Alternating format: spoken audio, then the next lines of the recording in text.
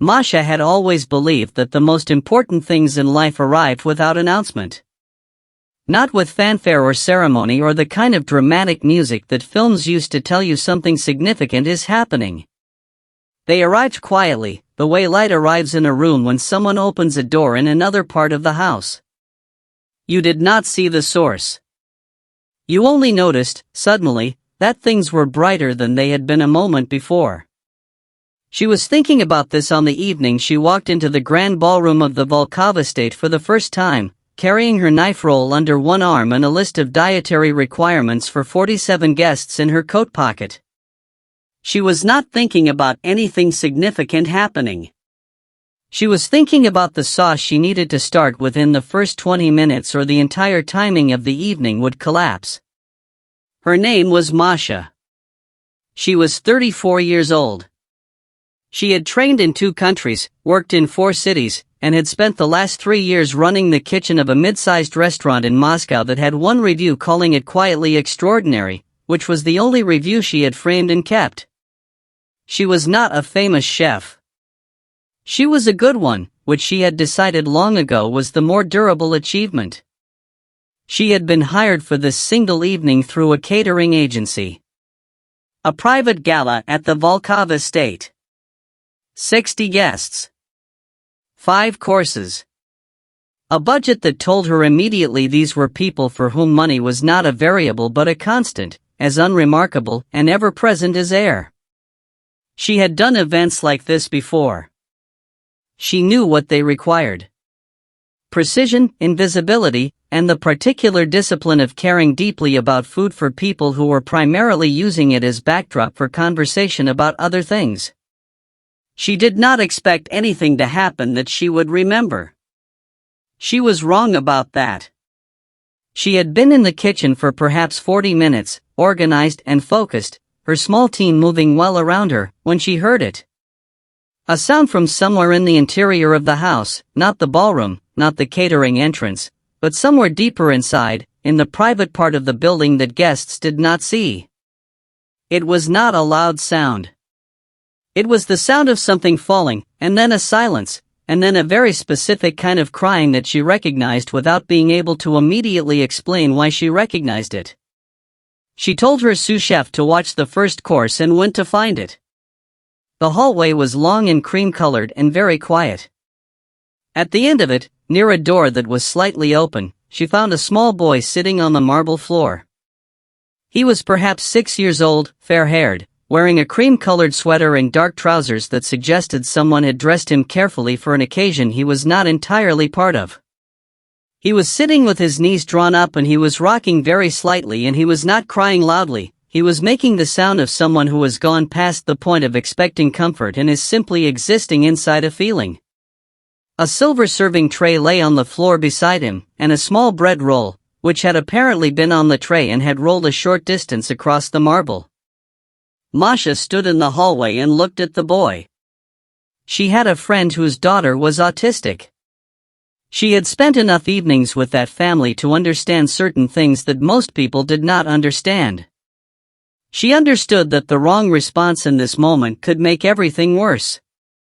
She understood that sudden movement, sudden speech, sudden closeness were all variables that needed managing carefully. She understood that what this child needed was not someone rushing toward him with concern on their face. She sat down on the marble floor. Not close to him. Perhaps 2 meters away. She sat down with the unhurried ease of someone who had decided that the floor was a perfectly reasonable place to be and that there was no urgency about anything at all. The boy did not look at her. But the rocking slowed very slightly. She picked up the bread roll that had rolled near her feet. She did not make a production of it. She simply picked it up and looked at it with the genuine professional attention she gave to all food, turning it slightly, considering it the way a craftsperson considers a piece of their own work. She said, in a voice that was quiet and entirely conversational, "This is a good roll. I made these this evening. I put a little honey in the dough. Not enough to make it sweet. Just enough to make it kind." She was not speaking to him exactly. She was speaking into the space between them, the way you might talk near a frightened animal, not demanding a response but offering the sound of a calm human voice as simple evidence that the world was not dangerous right now. The boy had stopped rocking. She set the roll down on the floor between them, at equal distance from each of them, like a small offering placed on neutral ground. She said, "You do not have to eat it. I only wanted you to know it was there." She sat quietly for a moment. Then she said, "The ballroom is very loud tonight. Too many people. Too many sounds all at once. I understand why someone might prefer the floor in a quiet hallway. I have felt that way in kitchens sometimes. All the noise and heat and everyone wanting something at once. Sometimes the floor is the best place." The boy looked at the bread roll. Then, slowly, with the deliberate focus of a child doing something that required significant personal decision, he reached out and picked it up. He did not eat it immediately. He held it. He turned it over in his small hands the way she had turned it, studying it with a seriousness that she found quietly wonderful. She said nothing more. She sat with him in the silence and let him be. After a while he said something. It was not a word she immediately understood. It was a sound, a syllable, repeated twice, with a particular careful emphasis. She listened to it without showing on her face that she was listening hard. She said it back to him, gently, making it a question. He looked at her then.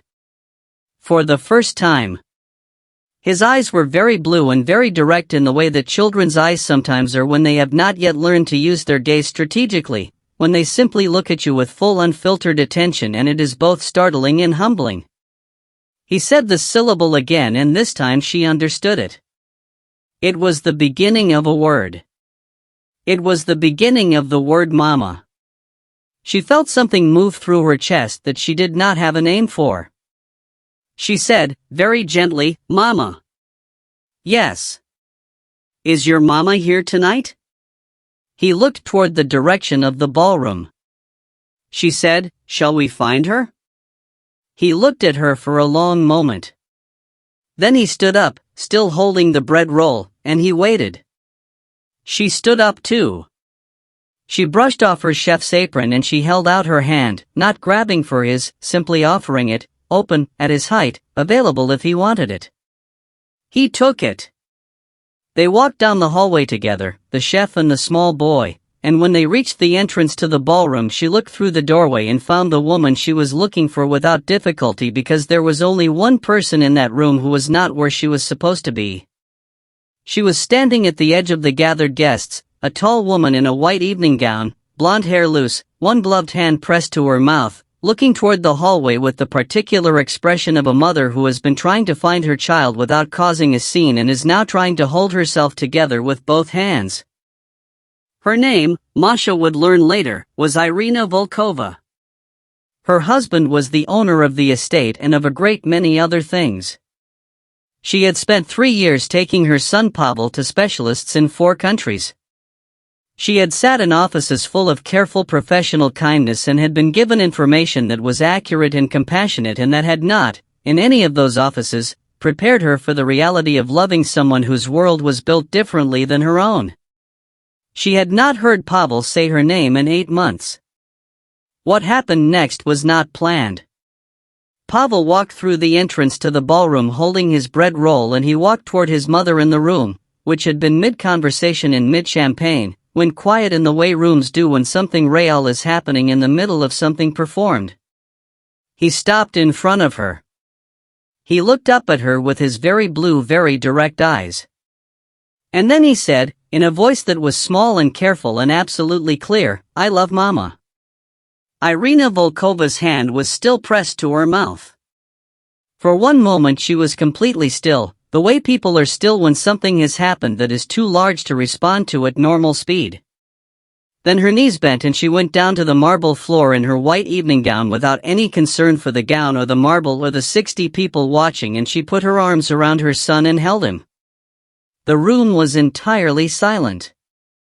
Masha stood at the entrance to the ballroom in her chef's apron and watched and felt the feeling in her chest that she still did not have a name for, the one that had arrived in the hallway and had not left. An older man appeared beside her. He was perhaps 60, silver-haired, with the face of someone who had spent decades being composed and was currently struggling with it. He looked at the woman and child on the floor and then he looked at Masha and he said, quietly, "What did you do?" She said, "I sat on the floor. I talked about bread. I held out my hand." He looked at her. She said, "He did the rest himself. He always could. He only needed someone to sit quietly enough for him to decide to." The man was silent for a moment. Then he said, "I am Volkov. That is my wife and my son. And I would like to know your name." She told him. He nodded. He looked back at his wife and his son and he was quiet for a long time. Then he said, "I have been trying to give that boy everything money can provide for 3 years. Every resource. Every expert. Every facility." He paused. He said, "I never thought to sit on the floor." Masha looked at the small boy who was now standing with his mother's arms around him, still holding his bread roll, looking out at the room of silent people with the calm of someone who has done what he came to do and is satisfied with it. She said, "Most of the best things are simple. We just talk ourselves out of them." She excused herself and went back to the kitchen because the second course needed attending to and she was, above all things, a professional. But she thought about Pavel for a long time after that evening. She thought about the way he had held the bread roll with both hands. She thought about the way he had taken her hand in the hallway as if it were a decision he had arrived at through genuine consideration and found acceptable.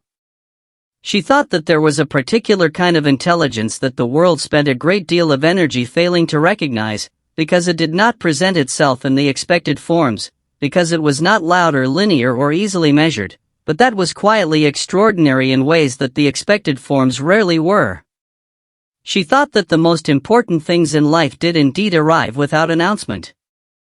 And that sometimes they arrived holding a bread roll on a marble floor in a quiet hallway while the rest of the world was busy being impressive in the next room.